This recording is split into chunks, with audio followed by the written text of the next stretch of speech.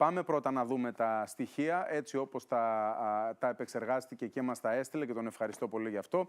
Ο κύριος Δημήτρης Μπούκας, ειδικός διαπιστευμένος διαμεσολαβητής και δικηγόρος, ειδικός και επί των δύο θεμάτων. Καλησπέρα, κύριε Μπούκα, ευχαριστώ που είστε εδώ. Εγώ ευχαριστώ για την πρόσκληση και τη φιλοξενία. Αλίμονο. Λοιπόν, πάμε να ξεκινήσουμε με το πρώτο από τα δύο θέματα, να μας τα κάνετε λίγο λιανά. Τι ακριβώς συμβαίνει με τον εξοδικαστικό μηχανισμό, να δούμε μετά δουλεύει, δεν δουλεύει, γιατί κλπ. Θα ξεκινήσω με κάτι λοιπόν το οποίο δεν φαίνεται στην κάρτα αυτή και τι αφορά τα τελευταία νούμερα, τα τελευταία στοιχεία. Πόσες αιτήσεις έγιναν τον Νοέμβριο? 2.450 ρυθμίσεις με συνολικό ύψος ρυθμιζόμενων οφειλών που προσεγγίζει τα 600 εκατομμύρια. Από την έναρξη λειτουργίας του μηχανισμού, δηλαδή από το 2020 μέχρι σήμερα, έχουν ρυθμιστεί 15,26 δισεκατομμύρια ευρώ και έχουν γίνει συνολικά περί τις 48.500 ρυθμίσεις. Αυτό γιατί πολλοί αναρωτιούνται, τρέχει ή δεν τρέχει ο εξοδικαστικός. Πράγματι, υπήρχε μια περίοδος που δεν έτρεχε. Πλέον, μετά τις αλλαγές που έγιναν εντός του 2025, άνοιξε η βεντάλια των ωφελουμένων. Υπήρξε μια πίεση όσον αφορά κυρίως τις τράπεζες και τους servicers να συμμετέχουν στη διαδικασία, όχι ως προς όλες τις κατηγορίες, αλλά ως προς τους ευάλωτους και τους οικονομικά ασθενέστερους. Οπότε, αυτοί είναι κάποιοι λόγοι που εξηγούν γιατί τα νούμερα ευημερούν. Ευημερούν όμως και οι επιχειρήσεις, ευημερούν και οι άνθρωποι. Πάμε να το δούμε. Τι ισχύει για τον εξοδικαστικό? Μπορούν να ενταχθούν οφειλές άνω των 10.000 ευρώ. Εδώ θα βάλουμε έναν αστερίσκο και μετά στην κουβέντα μας θα μπορούμε να πούμε περισσότερα για να δούμε ποια είναι τα ληξιπρόθεσμα και στην εφορία και τελικά πόσοι μπορούν ή δεν μπορούν να ρυθμίσουν. Η πρόταση ρύθμισης προκύπτει αυτοματοποιημένα βάσει του αλγοριθμού. Όπως έχουμε πει πολλές φορές, η διαδικασία είναι ηλεκτρονική. Ο οφειλέτης, είτε ως φυσικό πρόσωπο, είτε ως ατομική επιχείρηση, ή η επιχείρηση, το νομικό πρόσωπο με κωδικούς τάξης, κάνει αίτηση στην πλατφόρμα, αντλούνται αυτόματα οι οφειλές προς εφορία, ασφαλιστικά ταμεία, τράπεζες και funds. Και μετά υπάρχει δυνατότητα να οριστικοποιήσει την αίτηση. Η όποια προστασία από μέτρα αναγκαστικής εκτέλεσης ξεκινά από την οριστικοποίηση και όχι από την έναρξη. Εδώ το αναφέρω αυτό, γιατί και παλαιότερα ξεκίναγε κάποιος μια αίτηση και θεωρούσε ότι τα είχε κάνει όλα σωστά και περίμενε. Αν δεν πάει έτσι. Πρέπει να οριστικοποιήσει την αίτηση, όχι να την ξεκινήσει. Υπάρχει δυνατότητα διαγραφής τόκων και προσαυξήσεων και ως προς οφειλές στην εφορία και τις ασφαλιστικά ταμεία και ως προς τις τράπεζες και τα funds. Μάλιστα, ως προς τις τράπεζες και τους servicers υπάρχει δυνατότητα διαγραφής και βασικής οφειλής. Παίζει ρόλο αυτό το οποίο θα συζητήσουμε και μετά, ποια είναι η αντικειμενική και ποια η εμπορική αξία του ακινήτου. 3% σταθερό επιτόκιο για 3 έτη για όλες τις ρυθμίσεις ήταν κάτι πάρα πολύ σημαντικό. Το προηγούμενο κυρίως διάστημα που υπήρχαν οι αυξήσεις όσον αφορά τα επιτόκια, τώρα έχουν πάρει την κατιούσα, αλλά και πάλι δεν πάβει να είναι ένα σημαντικό μέτρο το 3%. Μάλιστα. Πάμε λοιπόν και στην επόμενη μας κάρτα. Παραμένουμε στο θέμα του εξοδικαστικού. Πάμε. Εδώ λοιπόν είναι ο λόγος τον οποίο αναφέραμε και πιο πριν και εξηγεί γιατί υπάρχει αύξηση όσον αφορά στις αιτήσεις που γίνονται δεκτές. Αυτόματη και υποχρεωτική αποδοχή από τράπεζες και δημόσιο της πρότασης αναδιάρθρωσης του χρέους εφόσον έχει εκδοθεί η βεβαίωση ευάλωτου οφειλέτη. Ξαναγυρνάω στα νούμερα. Υπήρξε συμμετοχή των οικονομικά ευάλωτων οικοκυριών. Μέσα στο Νοέμβριο ολοκληρώθηκαν 292 ρυθμίσεις για οικονομικά ευάλωτους οφειλέτες, εκ των οποίων οι 29 αφορούσαν άτομα με αναπηρία. Παράλληλα, από την αρχή που έχει ξεκινήσει το μέτρο, έχουν ενταχθεί 377 ευάλωτοι οφειλέτες. Εδώ ήταν το μείζον πρόβλημα του εξοδικαστικού. Δεν ήταν υποχρεωτική η συμμετοχή των τραπεζών και των servicers. Αυτό λύθηκε για τους ευάλωτους. Ευάλωτος ποιος είναι? Για μονοπρόσωπο νοικοκυριό, όποιος έχει εισόδημα έως 7.000 ευρώ. Τα εισοδηματικά κριτήρια, τα περιουσιακά, έως 120.000 ευρώ αντικειμενική αξία της περιουσίας του. Και υποχρεωτικό και για τους οικονομικά ασθενέστερους. Στα όρια που είπαμε, τα διπλασιάζουμε για να βρούμε ποιοι είναι οικονομικά ασθενέστεροι. Δυνατότητα ένταξη στον εξοδικαστικό μηχανισμό σε πρόσωπα που κληρονόμησαν οφειλές προς το δημόσιο και τους φορείς κοινωνικής ασφάλισης από επιχειρήσεις που έχουν τεθεί σε λύση και καθάριση. Ένα πολύ σημαντικό πρόβλημα, βεβαίως, των προηγούμενων μηνών και ετών, ποιο ήτανε? Επιχειρήσεις δεν κατάφεραν να αντεπεξέλθουν.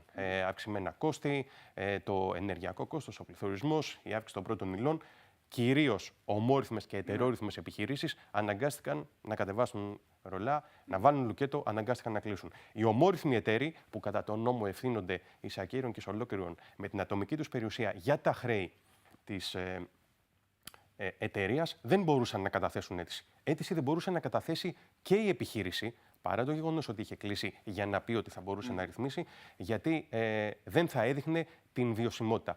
Δεν θα έδειχνε στην πλατφόρμα ότι, παιδιά, εγώ συνεχίζω, δουλεύω, έχω έσοδα, έχω τζίρους, έχω και κέρδη, άρα θα μπορώ να αποπληρώνω. Πλέον υπάρχει δυνατότητα στους ομόρυθμους εταίρους να ζητήσουν με σχετική αίτηση και στην εφορία και στα ασφαλιστικά ταμεία να πέσουν, όπως λέμε, πάνω τους οι οφειλές, να κληρονομήσουν αυτές τις οφειλές, ώστε μετά με το ατομικό τους αφημί να κάνουν αίτηση στην πλατφόρμα. Είπαμε από πότε υπάρχει αναστολή των μέτρων ατομικής και συλλογικής αναγκαστικής εκτέλεσης κατά του οφειλέτη. Πότε, όταν οριστικοποιηθεί η αίτηση. Ωραία. Πάμε και στην επόμενη κάρτα. Το τελευταίο του εξουδικαστικού και μετά να δούμε γρήγορα και τα των ενοικίων. Λοιπόν, προβλήματα εδώ, έτσι. Ακριβώς. Κάθε τι καλό μπορεί να γίνει και καλύτερο. Αυτό το βλέπουμε με τις τροποποίησεις και με τις ρυθμίσεις που έχουν υπάρξει όλο αυτό το διάστημα. Αν κάποιος χάσει τη ρύθμιση, μπορεί να επανακαταθέσει μετά από 1 χρόνο. Ωστόσο, δεν εντάσσονται όσα χρέη είχαν ρυθμιστεί στον προηγούμενο εξοδικαστικό. Φέρνω ένα παράδειγμα. Κάνει κάποιος εξοδικαστικό, ρυθμίζει τις οφειλές που είχε μέχρι την ημερομηνία που κατέθεσε την αίτηση. Πληρώνει 3, 4, 5, 6 δόσεις, ωστόσο μετά χάνει τη ρύθμιση. Αναβιώνει το χρέος. Άμα χάσεις 3 δόσεις, χάνει τον εξοδικαστικό. Μετά από 1 χρόνο μπορεί να ξανακαταθέσει αίτηση. Στην καινούρια αίτηση που θα καταθέσει θα ενταχθούν οι οφειλές από όταν σταμάτησε να πληρώνει και έχασε τη ρύθμιση μέχρι τη στιγμή που θα ξεκινήσει την αίτηση. Άρα τα προηγούμενα θα σε κυνηγάνε. Μπράβο. Όμως, για να είναι βιώσιμη η λύση στον εξοδικαστικό, τι λέει ο νόμος, ότι εκτός από τα χρέη που θα ρυθμίσεις πρέπει να πληρώνεις και τα τρέχοντα. Εδώ πώς θα πάει να ρυθμίσει τα τρέχοντα όταν οι οφειλές αγγίζουν εξαψήφια νούμερα και θα πάρει μεν ρύθμιση για του τελευταίου έτους, για τα προηγούμενα όμως δεν μπορεί να πάρει. Μάλιστα. Λοιπόν, πάμε να δούμε γρήγορα και θα τα αναλύσουμε μετά και τα των επαγγελματικών μισθώσεων, κυρίες και κύριοι. Να δούμε τις κάρτες μας. Λύσεις. Συγγνώμη, δεν τελειώσαμε. Ναι, θα πούμε περισσότερα μετά. Εδώ προφανώς και πρέπει να αλλάξει το νομικό πλαίσιο, όπως έχει τροποποιηθεί αρκετές φορές μέχρι σήμερα. Γίνεται μεγάλη κουβέντα. Έχω ακούσει και τον κύριο Χατζηδοσίου που είπατε ότι θα έχουμε σε λίγο στην εκπομπή για την επαναφορά των 120 δόσεων. Θα χρειαστεί κάτι, ούτως ώστε ο οφειλέτης να μπορεί να ρυθμίσει τα χρέη που έχασε με τον προηγούμενο εξοδικαστικό, εφόσον επιθυμεί να ενταχθεί εκ νέου στον καινούργιο. Μάλιστα. Λοιπόν, πάμε παρακαλώ και στο επόμενο θέμα. Ένας μύδας για τα ακίνητα, τι γίνεται με τα ενίκια. Πάμε να είναι εδώ ο κύριος Μπάκας και θα μας τα πει τι είναι ο μύδας στο Μητρό Ιδιοκτησίας Ακινήτων, το οποίο αναμένουμε, τι είναι το ΜΑΤΑ, ο μοναδικός αριθμός ταυτότητας ακινήτου. Η φορολόγηση, και το είδαμε με την επιστροφή του ενοικίου, γίνεται με δεδομένα που δεν ανταποκρίνονται πλέον στην πραγματικότητα. Από τις δηλώσεις που κατατέθηκαν, το μέσο δηλωθέν ενίκιο ήταν 225 ευρώ. Και αναλογιζόμαστε 225 ευρώ, ποια είναι η μέση τιμή για να νοικιάσει κάποιος είτε οικιστικό είτε επαγγελματικό ακίνητο. Χαρακτηριστικά τα νούμερα, περίπου 90.000 ιδιοκτήτες εισπράττουν ενίκιο άνω των 400 ευρώ το μήνα. 400 ευρώ το μήνα, να τα κρατήσουμε τα νούμερα για τις διάφορες περιοχές της Αθήνας, Θεσσαλονίκης και στην επαρχία για να δούμε πού πάνε οι τιμές. 630.000 ιδιοκτήτες κινούνται σε εισπράξεις μεταξύ 100 έως 400 ευρώ το μήνα, ενώ 180.000 ενοικιαστές δήλωσαν ότι πληρώνουν ενίκιο χαμηλότερο των 100 ευρώ το μήνα. Λοιπόν, στην επόμενη μας κάρτα θα ανοίξουμε τη συζήτηση και με τον κύριο Μπάκα, τον πρόεδρο του κτηματομεστικού δικτύου e-Real Estates. Εξωφρενικές τιμές, ειδικότερα σε hot περιοχές. Αυτό νομίζω το καταλαβαίνουμε όλοι και όλες. Είπαμε, αναμένεται το Μητρό Ιδιοκτησίας Ακινήτων, ο μύδας και ο ΜΑΤ, ο μοναδικός αριθμός ταυτότητας ακινήτων. Ωραία. Και από το 26 κάθε ακίνητο αποκτά το μοναδικό αριθμό, ο οποίος θα ενοποιεί όλα τα στοιχεία από το κτηματολόγιο, από το υποθηκοφυλακείο που έχει γίνει κτηματολόγιο, από την εφορία, από την ΑΑΔ και θα δημιουργηθεί και το ενιαίο Μητρό Ακινήτων, μια ολοκληρωμένη ψηφιακή πλατφόρμα που θα τεθεί σε πλήρη λειτουργία το 2026. Το έργο έχει προϋπολογισμό 8,29 εκατομμύρια ευρώ και έχει ενταχθεί στο Ταμείο Ανάκαμψης, άρα θα χρηματοδοτηθεί από αυτό. Λοιπόν, πάμε και στην τελευταία μας κάρτα για να ανοίξουμε την κουβέντα.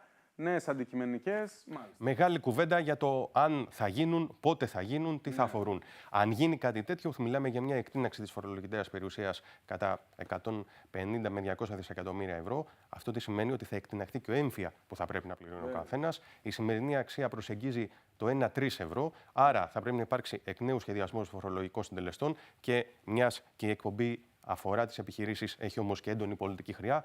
Δεν βλέπω πώς μπορεί να γίνει αυτό πριν τις εκλογές. Ναι, όντως. Νομίζω κανείς δεν το βλέπει.